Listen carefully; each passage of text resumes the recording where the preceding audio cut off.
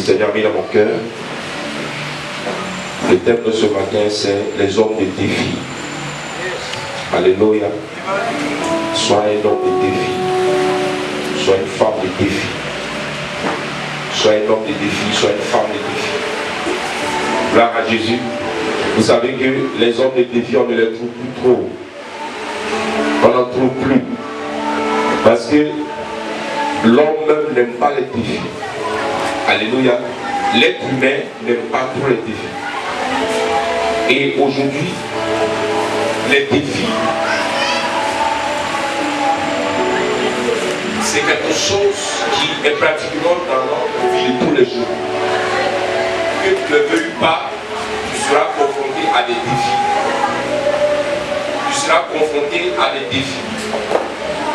Il y aura forcément des défis dans ta vie. Ça fait partie de notre vie de chaque jour. Et chaque être humain, chaque homme doit s'armer de courage. Parce que nous sommes dans un monde de défis. Alléluia. Comme je l'ai dit, que tu le veux pas ou pas du moins, tu auras des défis dans ta vie. Tu auras des défis. Que tu l'acceptes ou non, tu auras des défis dans ta vie. Et par moments même les défis viennent de toi. C'est-à-dire que tu es obligé de faire face à des défis. Tu es obligé. Parce que si tu ne réagis pas aux défis qui se présentent à toi, le défi risque de venir et de t'écraser. Donc tu es obligé de faire face aux défis qui se présentent à toi. Alléluia.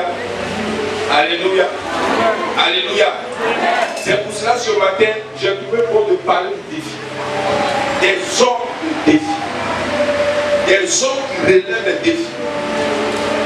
Des hommes de défi. Des hommes qui relèvent des défis. Alors, ce que je veux que tu comprennes, c'est que depuis tout le temps, les êtres humains ont compris que les défis font partie de la vie de l'humain. Et c'est pour cela que les êtres humains, à travers l'intelligence qu'ils ont reçue de Dieu, à travers la sagesse qu'ils ont reçue de Dieu, eux-mêmes, ils voient ce moyen pour faire face aux défis de la vie. Eux-mêmes, avec la sagesse et l'intelligence, l'être humain trouve des solutions pour pallier aux défis de la vie, pour faire face aux défis de la vie. Et si les êtres humains qui n'ont pas l'esprit de Dieu, qui ne sont pas remplis du Saint-Esprit comme toi et qui ne parlent pas langue comme toi, utilisent leur savoir, leur connaissance, leur intelligence pour faire face aux défis de la vie, à plus forte raison, toi qui es né de nouveau et qui marches à l'Esprit de Dieu, tu dois faire au-delà et faire face aux défis de ta vie, aux difficultés. Parce que lorsqu'on parle de défis, les défis, ce sont les challenges de la vie. Les défis, ce sont les challenges de la vie. Les défis, c'est aussi la vision que tu as pour toi-même, ton rêve, c'est un défi. Le défi, c'est les objectifs que tu t'es fixé toi-même. Ou les objectifs qu'on t'a fixé. Les défis, c'est l'étape que tu dois franchir nécessairement pour pouvoir obtenir ou avoir accès à quelque chose. C'est un défi. Alléluia. Donc, ce que tu dois comprendre, c'est que de façon étymologique, parler comme les Français, c'est un obstacle à franchir nécessairement. C'est ça le défi. C'est un challenge, un obstacle que tu dois franchir nécessairement. Et dans le dictionnaire, il a aussi dit que le défi, c'est refuser de se soumettre à quelqu'un ou à quelque chose. Est-ce que quelqu'un peut le comprendre? Lorsque quelqu'un te dit, toi là, tu ne dois pas franchir cette porte, c'est un défi qui t'a lancé. Toi là, tu ne dois pas avoir ton diplôme universitaire. Ou tu n'auras pas ton diplôme universitaire. C'est un défi qui t'a lancé. Maintenant, qu'est-ce que toi tu fais? Tu te soumets à ce qu'il a dit ou tu vas au-delà de ça? Amen.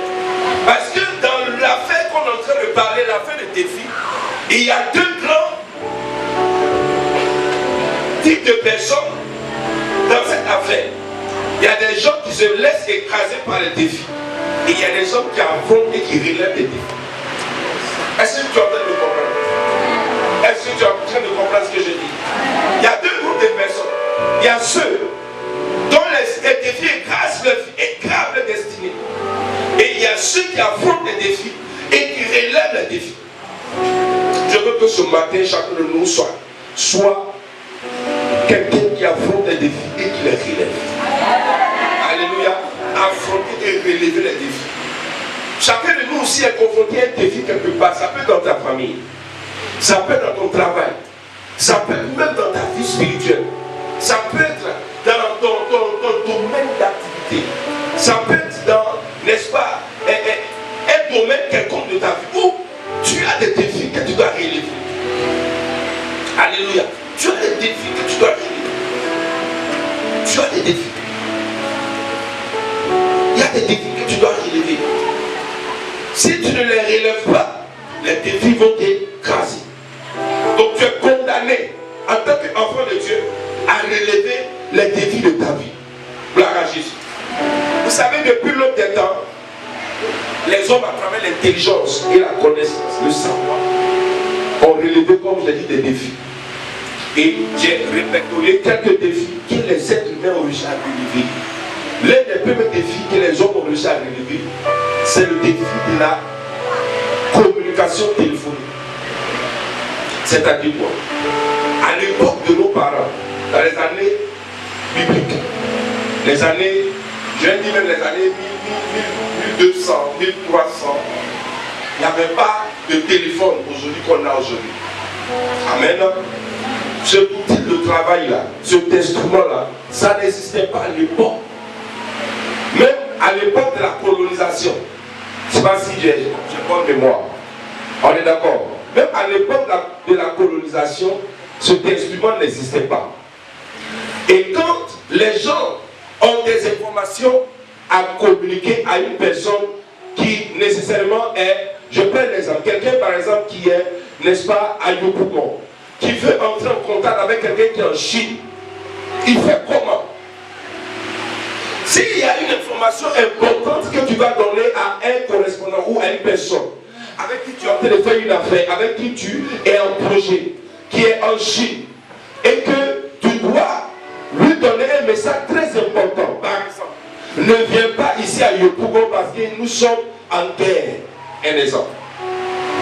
Il est en Chine, on n'a pas de téléphone, on n'a pas de moyens de communication assez rapide, assez efficace.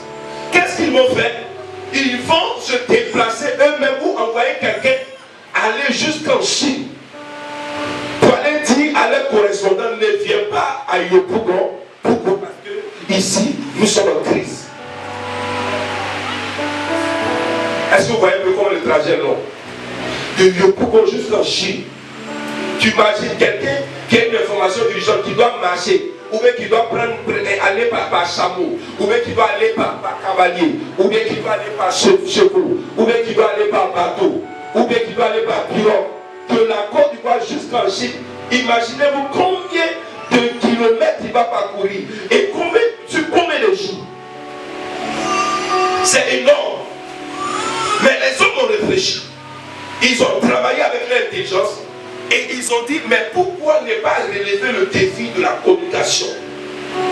Parce qu'on n'arrive pas à communiquer à cause de la distance et à cause des difficultés d'accès à nos différents partenaires avec qui nous vivons, où nous faisons affaire. C'est comme ça que les gens ont réfléchi et ils ont trouvé la solution aujourd'hui de l'appareil cellulaire que tu utilises aujourd'hui. Aujourd'hui, souvent je suis étonné de causer avec quelqu'un par WhatsApp et puis on se voit. C'est-à-dire, ton frère en Chine et il met WhatsApp vidéo. Tu le vois, il te voit. train de comprendre. Il est en Chine, toi tu as Yoko, vous causez, vous voyez. Vous parlez ensemble par WhatsApp, ou bien par Messenger, ou bien par, je sais pas, il y a plein de réseaux, les réseaux sociaux, il y en a plein. N'est-ce pas? Ces choses, on peut communiquer à des kilomètres. Donc avec l'intelligence et la sagesse, les gens ont vaincu le problème de la distance et de long parcours. Avec l'intelligence et la sagesse, ils ont relevé le défi. Aujourd'hui, ton ami, ton frère, ton ami est quelque part en France. Tu n'as pas besoin de faire expédier une lettre. Tu n'as pas besoin de faire aller quelqu'un là pour lui donner un message. Tu as simplement ton téléphone en main, tu composes son numéro, tu l'appelles et tu parles avec lui en direct. Les gens ont relevé ce défi. Amen. Le deuxième défi que les hommes ont réussi à relever, c'est le défi du transport. Voilà un défi aussi que les hommes ont réussi à relever, le défi du transport. Vous imaginez, comme toujours un partenaire d'affaires, parce que je sais que vous êtes des hommes d'affaires. Tu as un partenaire d'affaires avec qui tu fais affaire. Tu dois te déplacer de la Côte d'Ivoire pour aller les retrouver en Chine. Nous ne sommes pas sortis pour disparaître, sortir notre corps pour aller retrouver un homme d'affaires en Chine. À l'époque, les gens utilisaient des dromadaires, des chameaux pour les longues distances. C'est épuisant. Vous savez, quelqu'un qui va monter sur un chameau, il va parcourir des kilomètres, des milliers de kilomètres. Souvent même, il y a des chameaux qui mouraient sur le chemin. Certains même étaient agressés dans leur parcours. D'autres restaient dans leur vie, s'arrêtaient à cause des maladies sur le chemin, des épidémies. Et la science a réfléchi à travers l'intelligence et les gens ont trouvé une solution. Au lieu de se fatiguer avec les chameaux, au lieu de se fatiguer avec les chevaux, avec les ânes, pourquoi ne pas créer même des avions? C'est un défi qu'ils ont relevé. Pourquoi ne pas créer des avions? Et ils se sont inspirés des oiseaux. Et si on créait des choses comme des oiseaux, qui peuvent prendre des gens de la Côte d'Ivoire jusqu'en Chine. Amen. C'est possible. Mon fils il est allé en Chine. Côte d'Ivoire, Chine, à peu près des kilomètres. Ça veut dire que c'est très loin. Même par avion, c'est très loin. Quand lui il est allé par avion. Comment on appelle ça? Avion. Et les hommes ont réussi à relever ce défi. Ils ont relevé ce défi. Ils ont relevé ce défi. C'est un défi qui a été relevé. Donc, ils ont commencé à réfléchir. Pourquoi ne pas créer des bateaux? Pourquoi ne pas créer des yachts? Pourquoi ne pas créer des naves? Pourquoi ne pas créer n'est-ce pas, toutes ces choses? Pourquoi ne pas créer des TGV, des métros? Aujourd'hui, le métro, quand tu montes, je t'avais monté un métro selon les témoignages, tu montes un métro, tu peux faire à Bidon Korogo en 1 heure. On est d'accord, non? Est-ce qu'on est d'accord? C'est-à-dire Korogo à Bidon, normalement, c'est combien d'heures? Ceux qui sont allés à Korogo, c'est combien d'heures au moins? Combien d'heures? 7 heures, 8 heures plus. Amen. Si vous avez un bon car, mais si vous avez un vieux car, vous allez faire 10 heures. Amen. Ça y est, vous allez quitter ici à 7 heures. Vous allez arriver là-bas autour de 18 heures, 18 heures même pas là. Mais avec le métro, tu n'as même pas besoin de faire 1 heure ou 45 minutes. Tu es à Korogo. C'est pour ça qu'on dit TGV à grande vitesse. Alléluia. Quand les défis se présentent à toi dans la vie, il faut chercher des solutions. Il ne faut pas plénicher, il ne faut pas t'abattre, il ne faut pas te résigner. Trouve des solutions. Et c'est ce que les hommes nous ont montré. À travers l'intelligence et la connaissance. Ils savent que quand les défis se présentent, il faut toujours trouver des solutions. L'un des défis que les hommes ont trouvé, le défi de la chaleur. Amen. Qui dort dans des maisons climatisées. Les gens ont vu qu'il fait trop chaud. C'est un défi de la vie. De jour en jour, la couche d'ozone qui nous protège se dépouille. Donc avoir un climatiseur chez toi à la maison, ce n'est plus un luxe, c'est une nécessité. Amen. Donc dans une personne qui a de la clim chez lui, c'est nécessaire pour vivre bien sur cette terre absolument. Donc si tu as de l'argent, il faut aller payer clim. C'est pas un luxe, c'est normal. Est-ce que quelqu'un peut le comprendre? C'est pas un luxe, c'est une nécessité. C'est une nécessité. C'est nécessaire de dormir dans la maison climatisée. Parce qu'il fait chaud. Alléluia. Une nuit, il fait tellement chaud, je suis dans une colère dans la maison. Il fait chaud. L'eau, la sueur coule comme de l'eau. Il fait chaud. Tu ne peux pas dormir. Donc il y a une voix qui dit, mais tu ne peux pas dormir, il faut prier. Il y a une voix qui dit, mais tu es fatigué, dors. Donc il fait chaud. Amen. Alléluia. Et les hommes ont dit, comme il fait chaud, et qu'on ne peut pas continuer dedans, quelle solution on doit trouver? Les hommes de défi cherchent des solutions. Les hommes de défi trouvent des solutions. Il dit bon, trouvons une formule pour que la chaleur se transforme en air frais. Est-ce qu'on ne peut pas changer la chaleur en quelque chose de frais? Et avec l'intelligence, ils ont dit, bon, est-ce qu'on ne peut pas utiliser d'abord le ventilateur? On va voir ce que ça donne. Et ils ont pris le ventilateur qui donne de l'air. Ça consomme. Mais il faut qu'on aille au-delà. Et ils ont trouvé la formule de la climatisation. Voilà. Tu es assis là, tu as ta télécommande dans la main, tu appuies, pam, pam, pam, pam, pam. En moins de 5 minutes, la chaleur a disparu. Alléluia.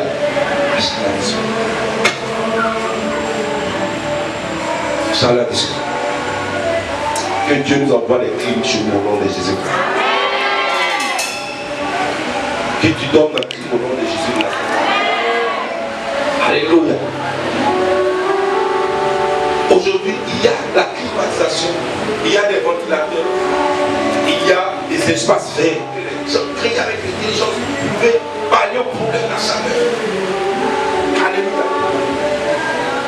Et c'est pas tout. Je continue pour que vous compreniez mon message.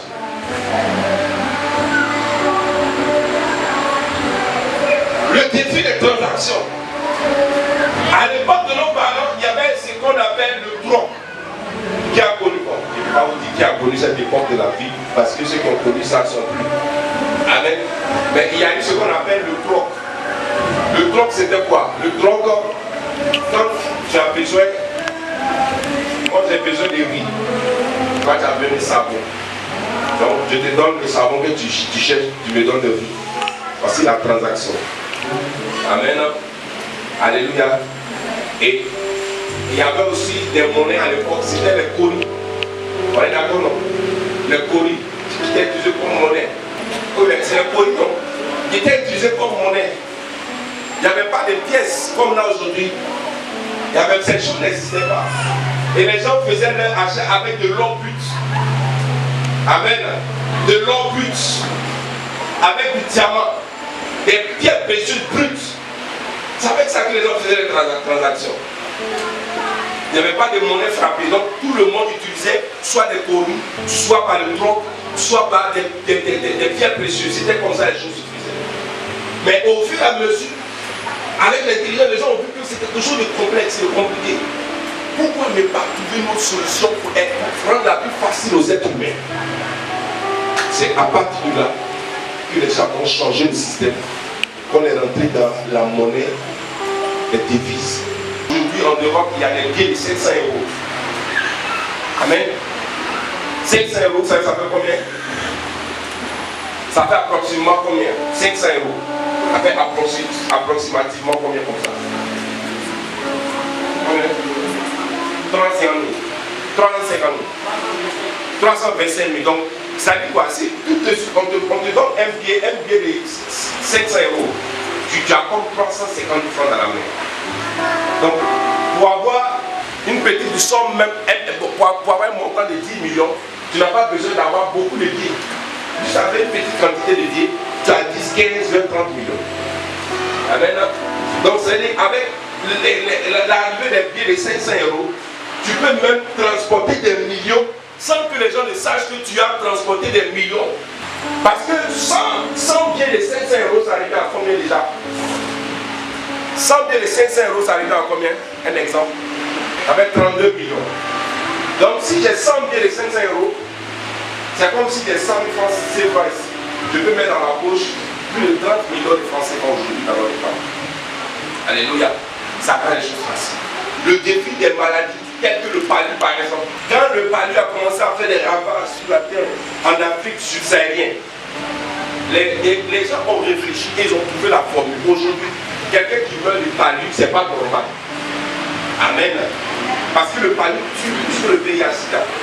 Mais quelqu'un qui meurt du palu, c'est pas normal.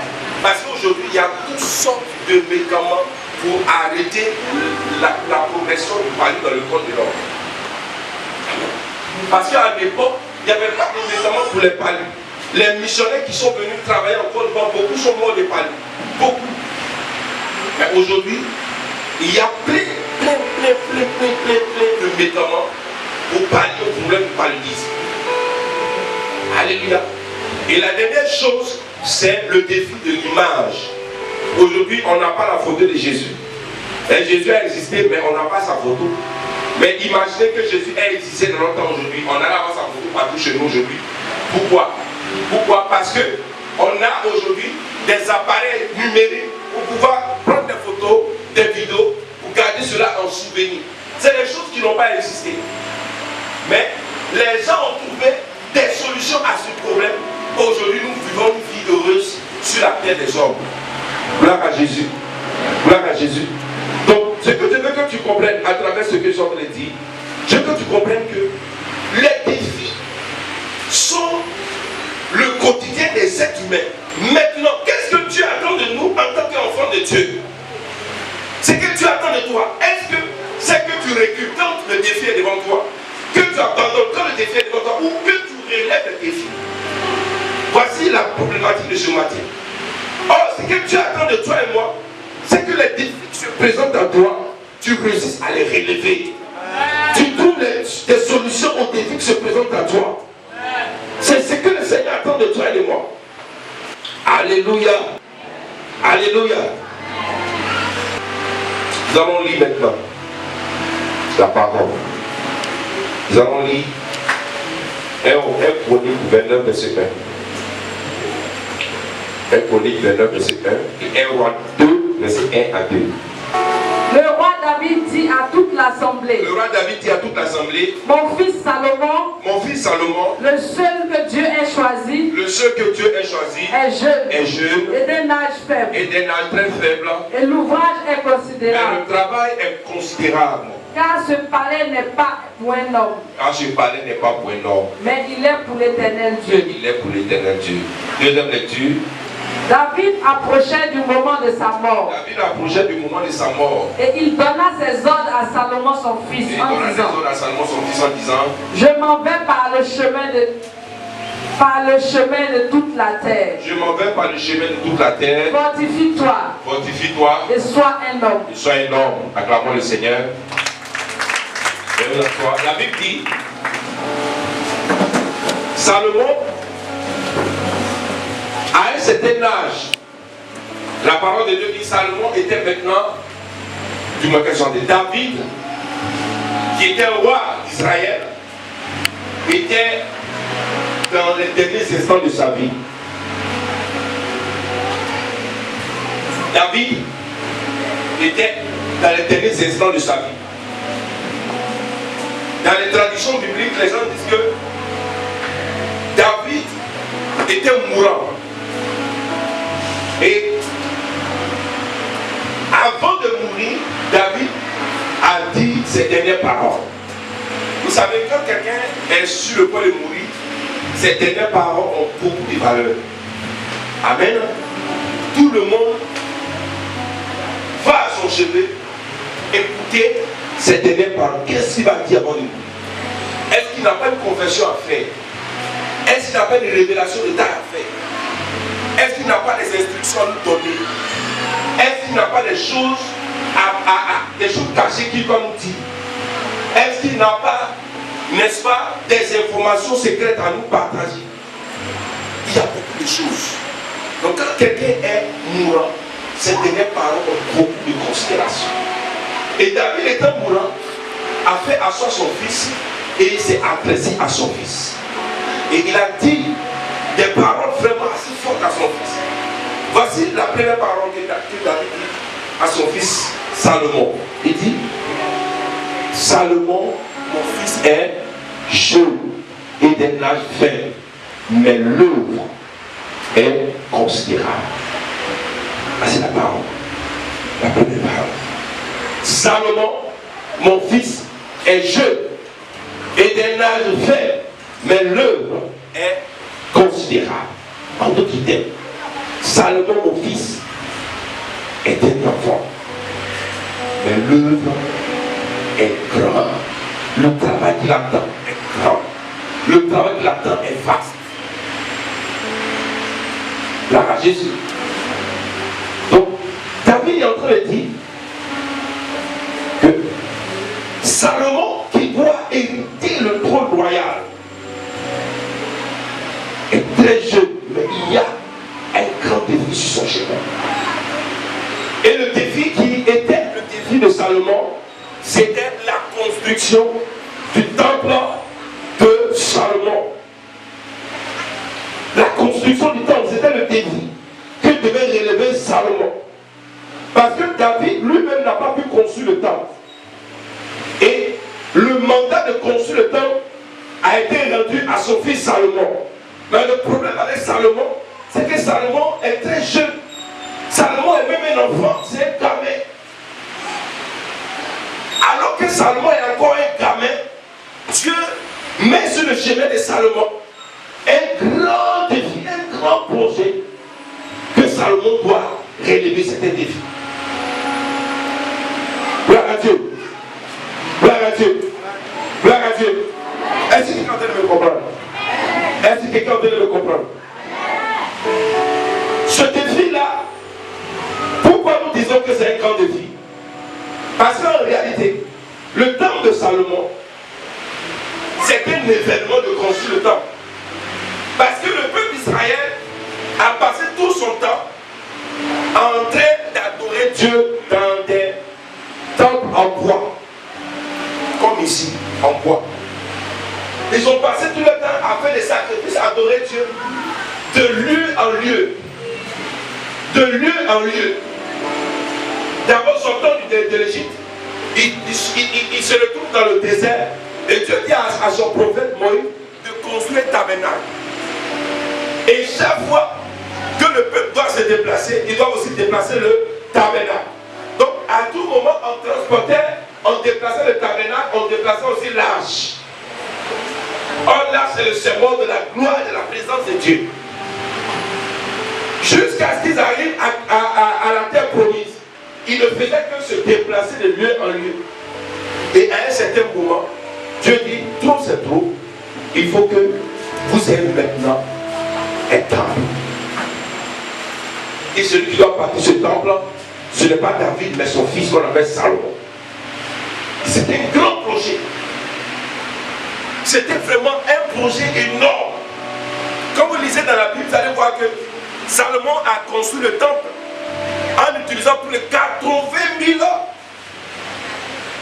travailleurs qui ne faisaient que tailler que les pierres. C'est-à-dire ceux qui taillaient les pierres étaient au nombre de plus de 80 000 personnes. Je ne sais pas si vous avez déjà vu un projet comme ça où il y a plus de 80 000 travailleurs. Je ne sais pas s'il y en a. Je ne sais pas s'il y en a actuellement. Même le stade qui est en train de se construire, n'est-ce pas, le stade des Qatar, les projets de construction Qatar, pour construire même les stades les plus prestigieux du monde, il n'embauche pas plus de 80 000 personnes. Mais le temps, ça c'est ceux qui taillent seulement la pierre. Ceux qui vont tailler seulement la pierre avec les 80 000 personnes, sans compter les autres aussi, les autres personnes qui étaient affiliées à d'autres travaux. Mais je veux que tu comprennes que c'était un projet gigantesque. Et c'était Salomon qui était choisi par Dieu pour relever ce grand défi de construire ce grand temple. C'est un grand défi. Mais le problème avec Salomon, c'est au niveau de son âge. La Bible dit, Salomon est un enfant. Alors que Dieu l'appelle à relever un grand défi dans la nation. Mais le problème de Salomon, c'est qu'il est un enfant. La Bible dit dans Chronique 29.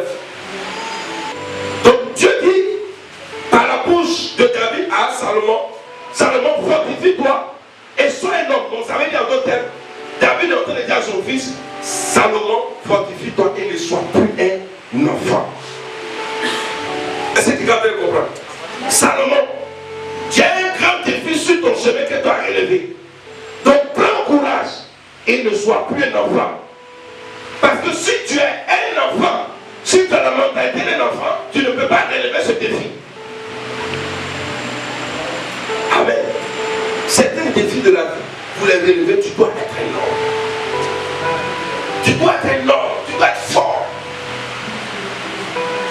Tu ne dois plus être un enfant.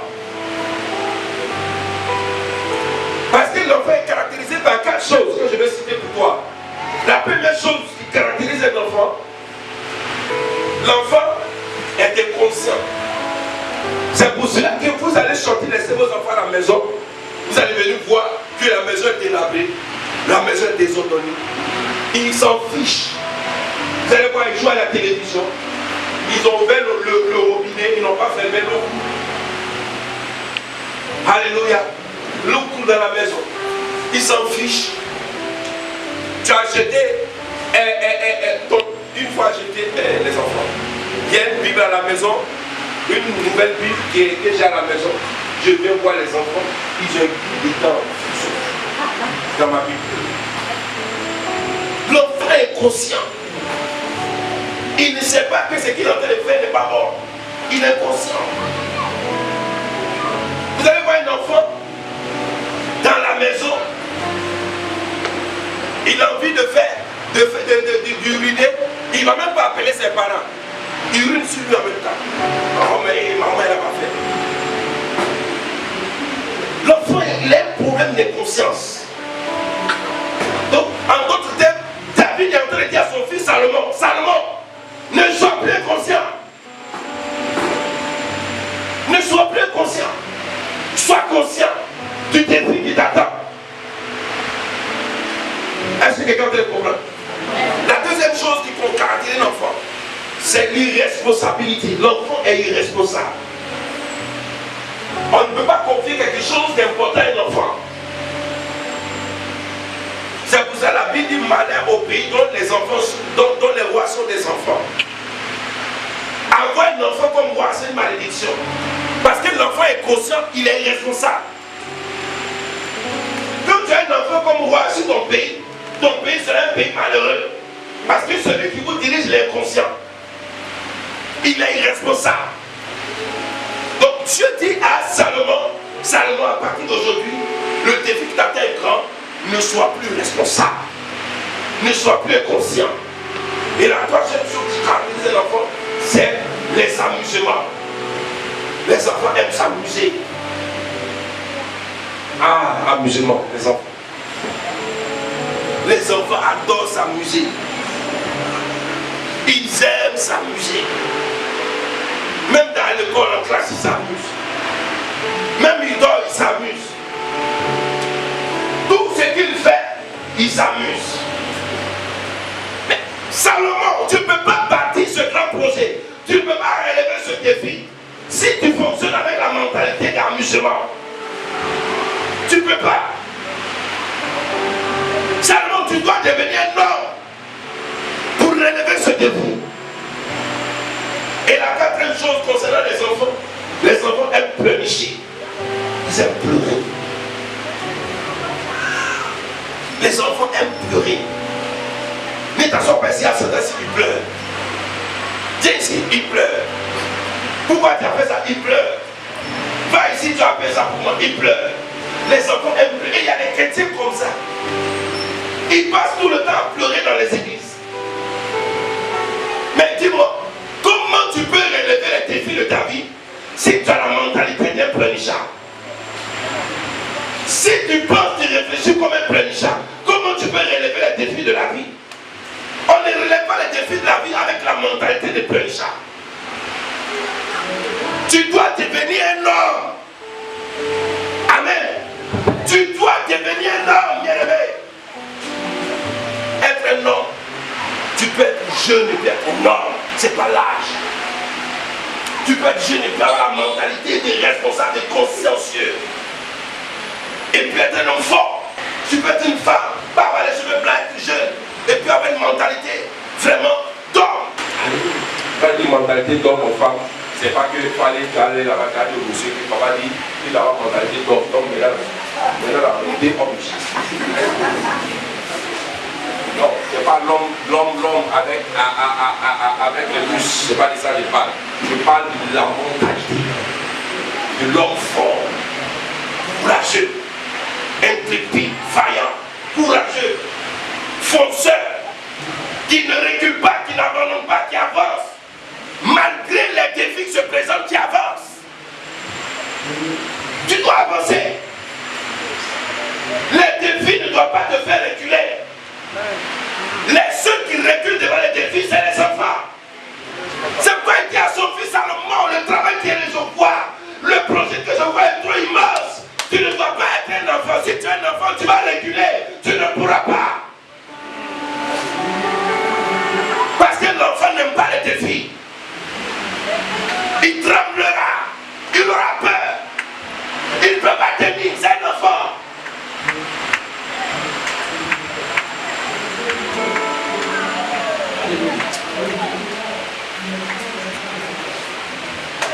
Alléluia. Alléluia. Est-ce que tu comprends? Il a bâti la maison de Dieu en 7 ans et demi. Il a bâti sa propre maison. Il a bâti des villes. Et il a conquis le royaume. Ça, c'est l'esprit d'un homme. C'est l'esprit d'un homme. Alléluia. C'est l'esprit d'un homme. En d'autres termes, Salomon a relevé le défi. Et il a fait plus. Il a bâti la maison de Dieu. Il a bâti sa maison. Il a bâti des villes. Et il a conquis le royaume. Il a fait plus. Tu dois relever le défi que Dieu t'impose. Tu dois relever le défi qu'on t'a imposé. Tu dois le relever. Il y a des familles où on ne réussit pas, on ne travaille pas. On ne peut pas réussir d'ailleurs. Si tu as beau réussir, si tu as beau réussir, tu as réussi, il a réussi là. Il a BPC. C'est un défi. Tu dois relever ce défi. Tu dois l'au-delà des limites. C'est une limite qui t'a été imposée. Tu dois relever ce défi. Personne ne pèse dans ta famille. C'est un défi. Tu dois le relever. Personne ne réussit dans la famille. C'est un défi. Tu dois le relever. Personne ne réussit à se marier dans la famille. C'est un défi. Tu dois le relever. Personne ne travaille dans une bonne entreprise dans la famille. C'est un défi. Tu dois le relever. Tu dois le relever, bien aimé. Tu dois le relever.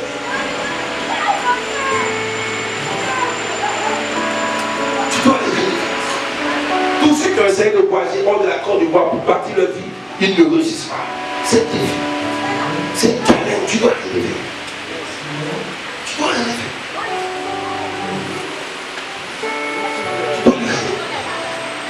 Tous ceux qui font les affaires, ils commencent maintenant à petit soir. Dans votre famille, commence à faire, il n'aboutit jamais. C'est un défi.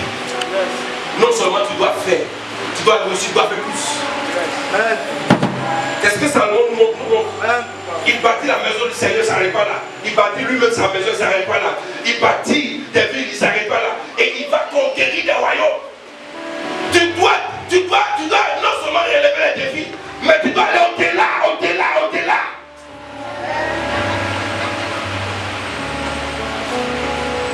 Alléluia. Quel est le défi que tu as sur ton chemin?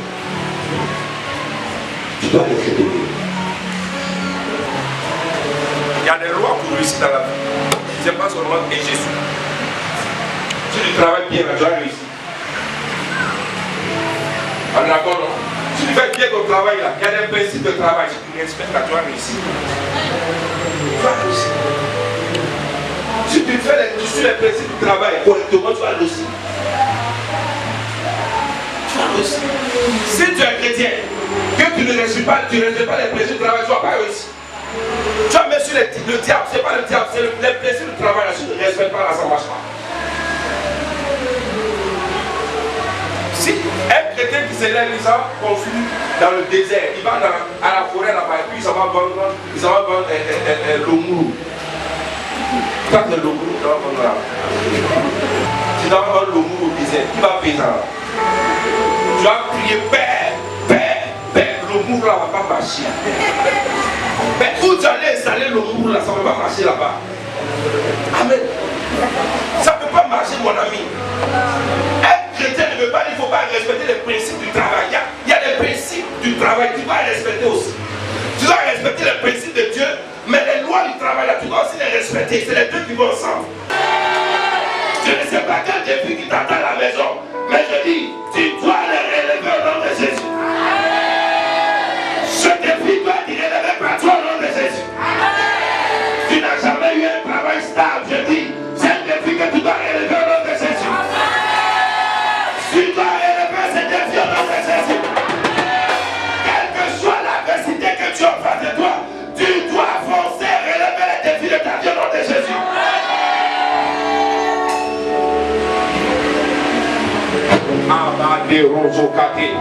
C'est une pointe de debout pour que je continue à parler sur toi.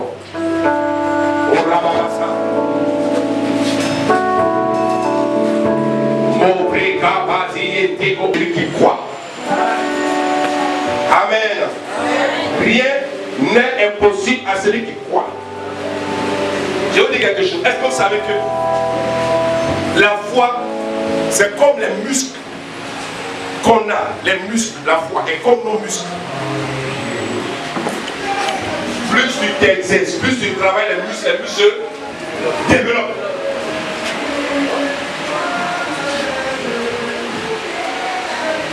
Plus tu te mets au travail, les muscles aussi se développent.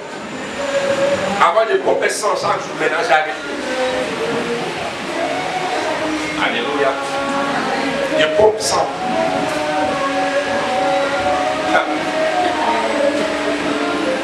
Ma fille, même tu ne vas pas te pomper 100.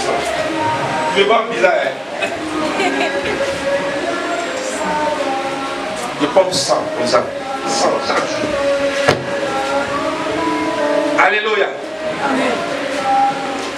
Quand tu te mets à pomper, tes muscles aussi se développent. C'est la même chose avec la foi. Ta foi se développe au fur et à mesure que tu exerces ta foi. Tu peux exercer ta foi comment? Ta foi s'exerce devant les défis. Lorsqu'un défi se présente à toi, que tu le relèves, tes muscles se développent. Un autre défi vient, tu le relèves, tes muscles se développent. Un autre défi vient, tu le relèves, tes muscles se développent. Et tes muscles se développent à un certain niveau où rien ne peut t'intimider, rien ne peut te faire trembler, rien ne peut te faire.